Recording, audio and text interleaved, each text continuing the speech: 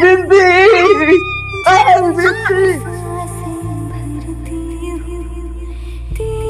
আমি এখানে কি করছিস তুই?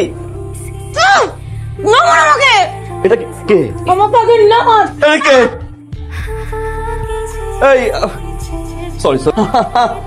Wow, nice nice, wow.